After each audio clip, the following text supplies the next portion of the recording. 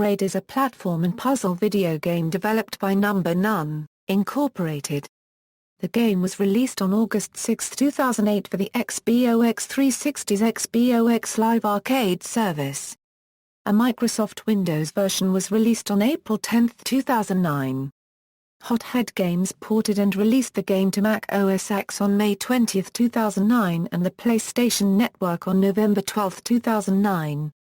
A Linux port, created by Ryan C. Gordon, was released December 14, 2010 as part of the second Humble Indie Bundle. The basic story elements unfold as the protagonist, Tim, attempts to rescue a princess from a monster. Text passages laid throughout the game reveal a multifaceted narrative, giving clues about Tim's contemplations and motivations. The game features traditional aspects of the platform genre while integrating various powers of time manipulation. Using these abilities, the player progresses by finding and assembling jigsaw puzzle pieces. Jonathan Blow designed the game as a personal critique of contemporary trends in game development. He funded the 3-year project with his own money. Webcomic artist David Hellman drew the artwork, which underwent several iterations until it satisfied Blow's vision. A preliminary version of Braid without the final artwork won the Innovation in Game Design Award at the 2006 Independent Games Festival. The final version received additional accolades.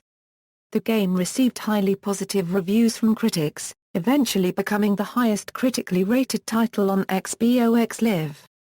Some reviewers, however, criticized the game's price relative to its length. Gameplay: Braid is played by solving physical puzzles in a standard platform game environment. The player controls the protagonist Tim as he runs, jumps, and climbs across the game's levels. Tim jumps and stomps on enemies to defeat them, and can collect keys to unlock doors or operate levers to trigger platforms. A defining game element is the player's unlimited ability to reverse time and rewind actions, even after dying. The game is divided into 6 worlds, which are experienced sequentially and can be entered from different rooms of Tim's house. The player can return to any world previously visited to attempt to solve puzzles they missed. Each world has its own time-based game mechanic, too. Time and Forgiveness plays as an ordinary platform game, except that the player may rewind time to undo their actions. The section includes several challenges that would be unplayable or unfair in an ordinary platform game, but become feasible when the rewind mechanic is available. 3. Time and Mystery introduces objects surrounded by a green glow that are unaffected by time manipulation. For example, switches will remain flipped even if time is rewound to before the action occurred. Rewinding can thus be used to change the synchronization between objects that can and cannot be rewound, the basis of many puzzles in this section. This theme is also used in later worlds to denote objects unaffected by the player's time manipulation.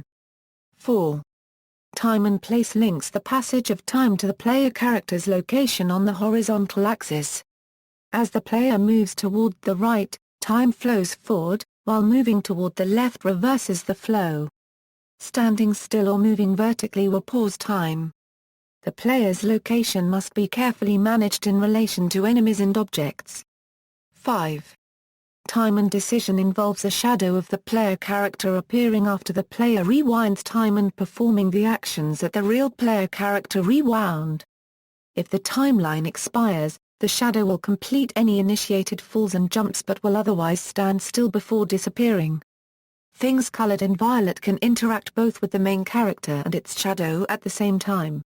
Puzzles in this section revolve around using this mechanic to carry out multiple actions at once. 6. Hesitance provides the player with a magic ring which, when dropped, warps the flow of time around itself.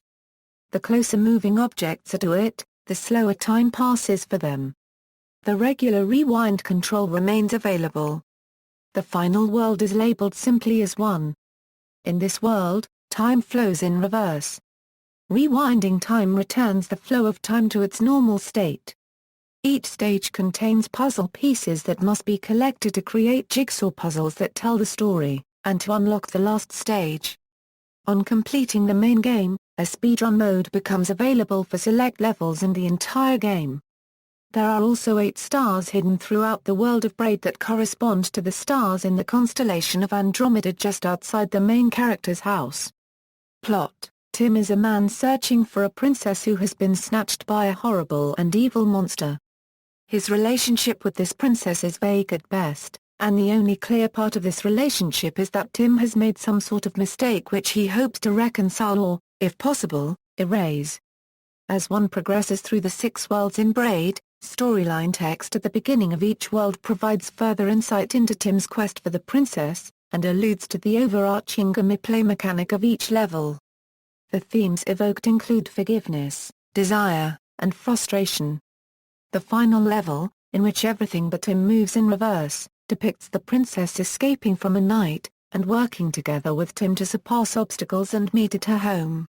Tim is suddenly locked out of the house, and, as time progresses forward, reversing Tim's actions, the events show the princess running from Tim, setting traps that he is able to evade, until she is rescued by the knight. Tim is revealed to be the monster the princess is running from. Following completion of the game, the player finds additional texts that expand the story. The ending of the game is purposely ambiguous, and has been subject to multiple interpretations.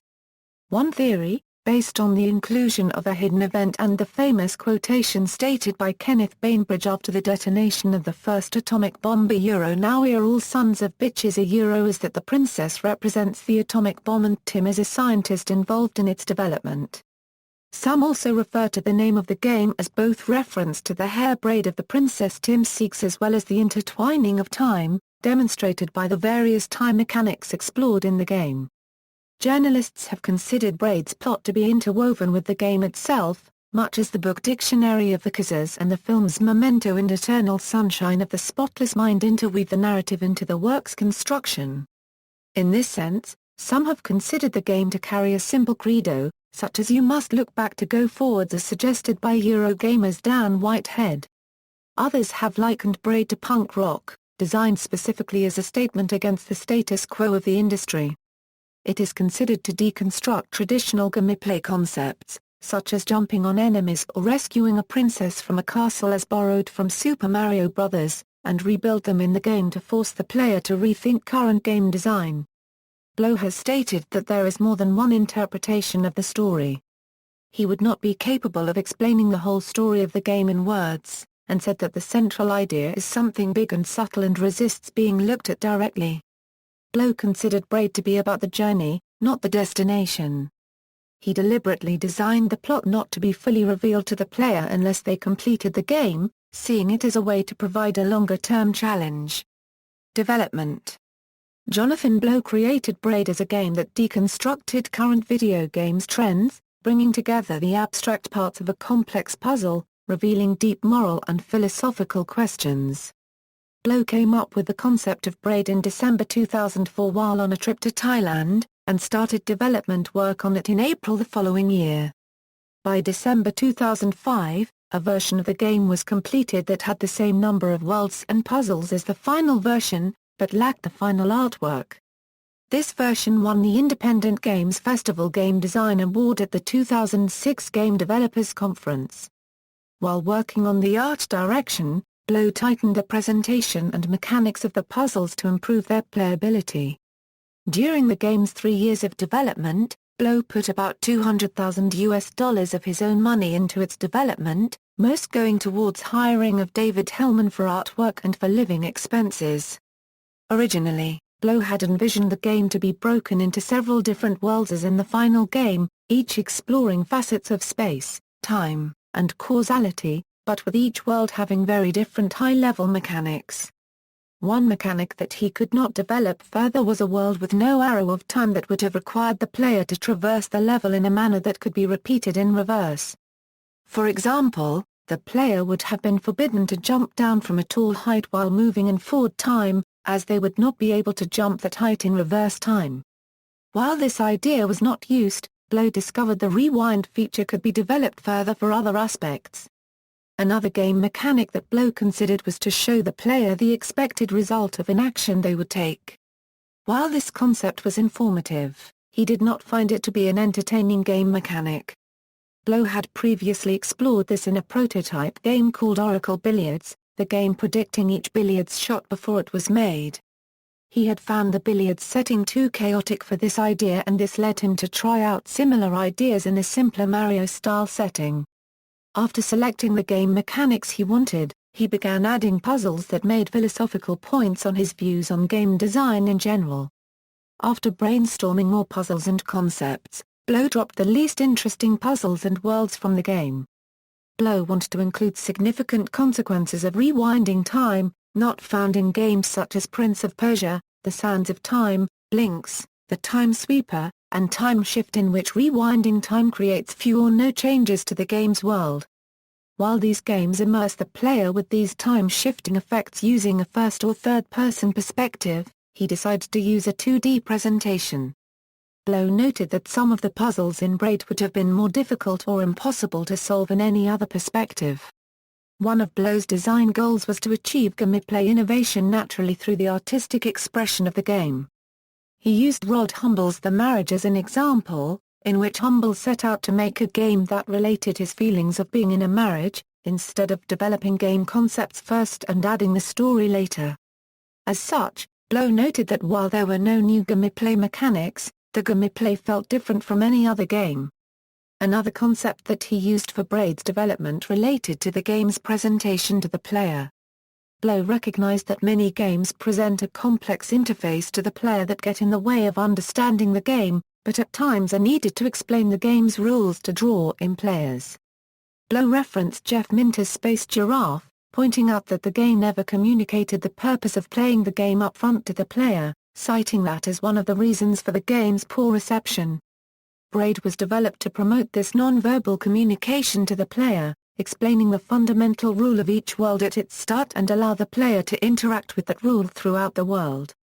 Commenting during the development of his following game, The Witness, Blow noted that he would run into difficulty in demonstrating Braid through video footage alone, as it would not show what happens in the player's mind during the puzzle-solving process, a problem that he had also encountered with The Witness.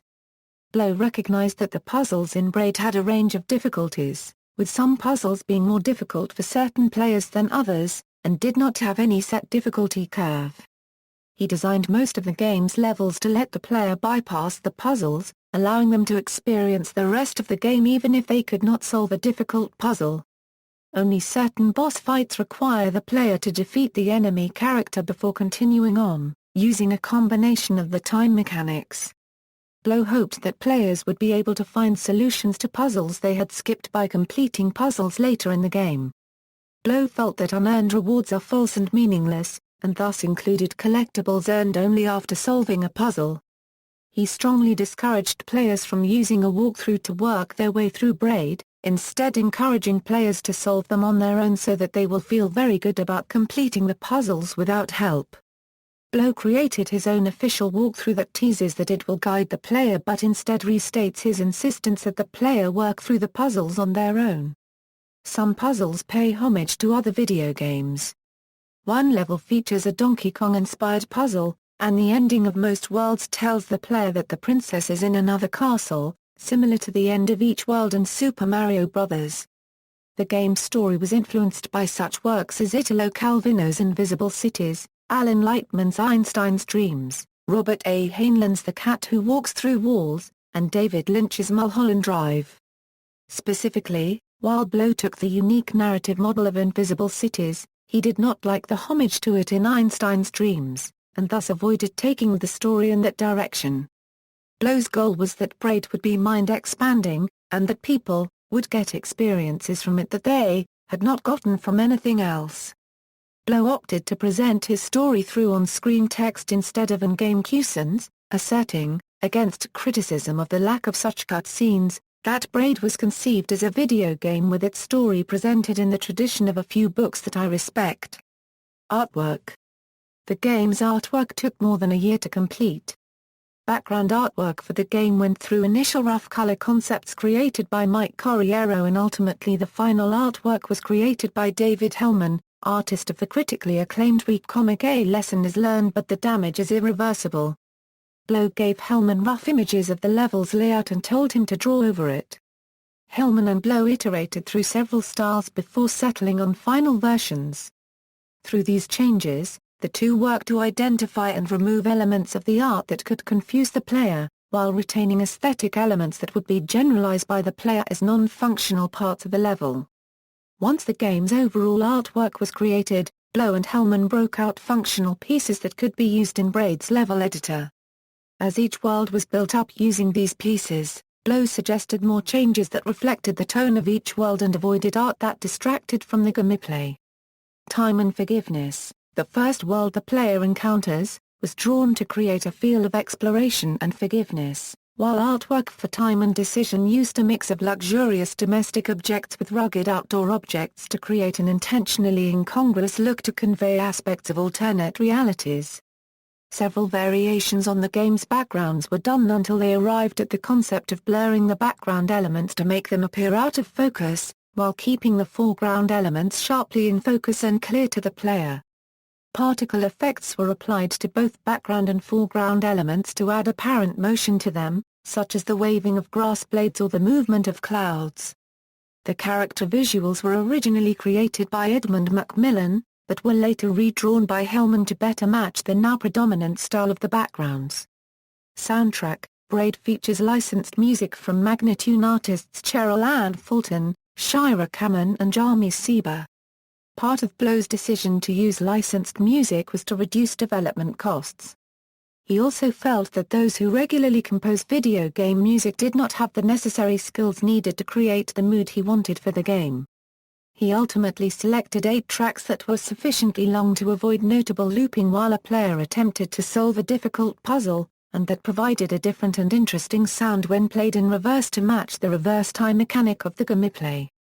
Blow also selected tracks that were organic and complex as to help set the game's mood and aimed to present something that isn't necessarily clear-cut. The selection of the music influenced the creation of the background artwork for the game. Both Kamen and Seba received favorable feedback from listeners as a result of their work's inclusion in Braid. Magnatune released a soundtrack of the game's music on April 9, 2009, which includes 2 additional track remixes that incorporate some of the time-shifting elements from the game. The pieces included in Braid are, Mainam by Jami Seba, From Hidden Sky, Undercurrent by Jami Seba, From Lush Mechanique, The Darkening Ground by Jami Seba, From Lush Mechanique, Tell It by Heart by Jami Seba, From Second Sight, Long Past Gone by Jami Seba, From Second Sight, Downstream by Shira Kamen, From Music of Waters, Lullaby Set by Shira Kamen and Swan, From Wildwood, Romanska by Cheryl Ann Fulton, From the Once and Future Harp, Release. Prior to release, Blow withdrew Braid from the 2007 Slamdance Guerrilla Games competition in protest after the controversial Super Columbine Massacre RPG was dropped from the competition despite being one of 6 finalists. Several other developers followed suit and later withdrew their games, including that game company's Flow and the Behemoth's Castle Crashers. Braid was originally developed as a Windows title with possible console versions, though Blow was not committed to releasing either a PC or console version first. Blow signed up with Microsoft to release the game on Xbox Live in mid-2007, with that version officially announced at the 2007 Tokyo Game Show. Blow was critical of the Xbox Live certification process, as he believed the effort to meet all the requirements could have been better spent on polishing the game. At the same time, the certification team allowed him to retain certain aspects of his vision for the game that were otherwise contrary to the process, including giving the player immediate control of the game instead of requiring a startup title screen. Microsoft also requested that Blow include some additional hints to the player based on results of playtesting, but Blow held his ground, refusing to release the game if he was forced to add these. He said he would likely not release a game again on the Xbox Live service under the same business model. Blow later released a Braid theme for Xbox Live. Though he wanted to release this theme for free, Microsoft required the theme to be priced at a nominal level. The Windows version was originally slated for a late 2008 release but slipped to at least October 2008. Blow decided to prevent Braid being overwhelmed by a number of large titles that were scheduled for release in late 2008 and pushed the release to early 2009. The PC version benefited from the work by Blow to create Braid on a standardized platform like the XBOX 360 in order to finish the core game before dealing with various compatibility issues inherent in PC development. Prior to the game's release for Microsoft Windows, Blow had priced the game at $20, using pricing models for other games such as World of Goo and Crayon Physics Deluxe. However, this was priced $5 more than the XBOX Live version, leading many to criticize his pricing choice. Due to this response, Blow reduced the price to meet the XBOX Live cost, stating that he would rather have people talking about the game itself than complaining about its cost. Hothead Games ported Braid to both the PlayStation 3 and Macintosh platforms. A Linux port was done by Ryan C. Gordon and released in December 2010 as part of the second Humble Indie Bundle alongside the Windows and Mac version. It was further added as a bonus to the Humble Indie Bundle. Blow said that a WiiWare version would not be possible under Nintendo's current size restrictions. Blow has expressed that he has no current plans to release more levels or make a sequel. However, he specified that if another developer out there really likes the time mechanics and wants to make a game that uses them, and perhaps some new ones, with their own new level designs, then hey, awesome. Shortly after the PC release, Blow released resources for a level editor for Braid that allow users to import new graphics into the game. Reception: upon its release to XBOX Live Arcade, Braid was met with nearly unanimously positive reviews, with an aggregate review score of 93% at Metacritic, making it the top-rated XBOX Live Arcade game and the 10th highest-rated XBOX 360 game. Braid was purchased by more than 55,000 people during the first week of release.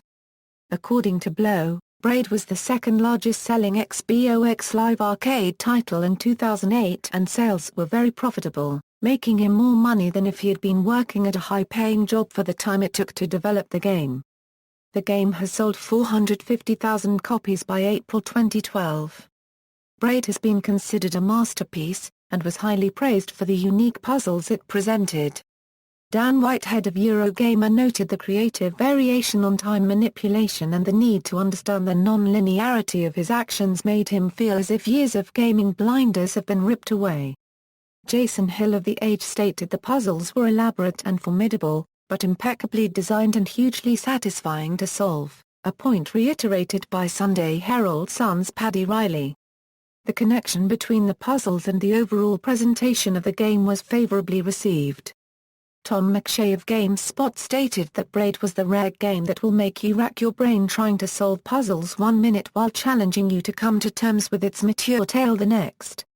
Sam Roberts, game director for the Slamdance Film Festival Guerrilla Game Making Competition, was impressed that Braid did not feel immature as it expects as much of the player as any other form of media and doesn't short you in any respect.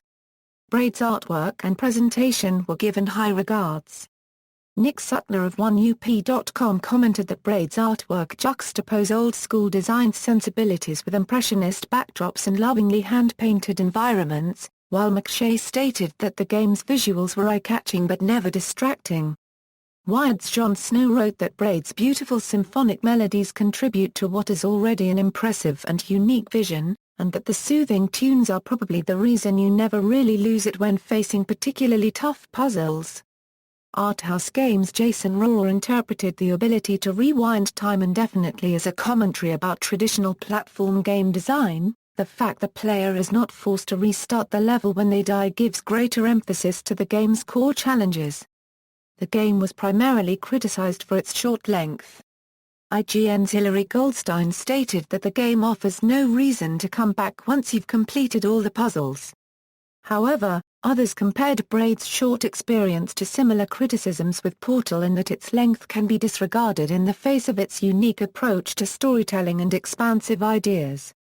The game's price was also seen as a negative for the game, though McShay wrote that Braid is worth every penny. Edge also noted that while Blow had tried to integrate the story and gameplay throughout the game, this only worked well in the final world, and otherwise the story was a little trite in its self-conscious obscurity.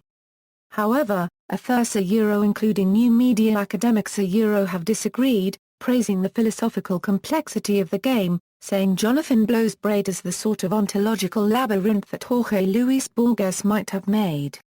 Embedded in the simple gameplay design are genuinely huge concepts. The PC version of the game was considered to be faithful to the Xbox 360 version of the game, retaining the same content without adding any new features. Reviewers commented that Braid benefited from keyboard controls. However, as a port of the Xbox 360 version, the lack of initial support for optimizing the graphics display for one's computer either through larger screen resolutions or turning off certain game effects, was seen as a drawback, though it is expected that patches will be released to add these options. Both the PlayStation 3 and Macintosh ports of the game by Hothead Games were found to be easily accessible on the system and retained all the innovation and challenge of the original Xbox Live game. Awards. In addition to winning the Independent Games Festival Award in 2006 during its design, Braid was selected by GameSpot for their 2008 awards in Best Original Downloadable Console Game, Best Platformer, and Best Licensed Music, and by Official Xbox Magazine for their 2008 awards of Xbox Live Arcade Game of the Year, Best Soundtrack, and Best Ending, and one of their indisputably incredible runners-ups to Game of the Year. Braid was awarded the Casual Game of the Year at the 12th Annual Academy of Interactive Arts and Sciences Awards. Braid was nominated for 5 Xbox Live Arcade 2008 awards, winning 1 award in the category of Best Innovation. Macworld included Braid in its 2009 Game Hall of Fame. IGN named Braid the 8th best Xbox Live Arcade game in a September 2010 listing. Legacy. Developers have cited Braid as an influence on their game design. The Guardian considered the game as the sex, lies, and videotape of indie gaming, a potent symbol for the saleable potential of non-mainstream productions. Japanese video game developer Goichi Suda 51 Suda, developer of Killer 7 and No More Heroes, stated that playing Braid made him want to try making a 2D title. Tim can be unlocked as a playable character in Super Meat Boy, a game designed by independent game developer Edmund Macmillan who had previously created Jish and the original character designs for Braid. Braid has also garnered academic interest and acclaim for its complexity, with narratologists saying anyone who thinks the unique constraints of gameplay cannot possibly be used to best structure a story has probably not encountered Braid, which marries pure mechanics and story into a philosophical platform. Braid's use of narrative elements and puzzle-making has been compared to similar techniques of imperative storytelling in novels such as Life a User's Manual and Through the Looking Glass. Braid, along with Jonathan Blow's insight on the game, was featured in Indie Game, the movie. References: Hellman, David. The Art of Braid. David Hellman. Retrieved February 3, 2010 External links: Official Braid website, David Hellman's Braid page, Braid at Moby Games.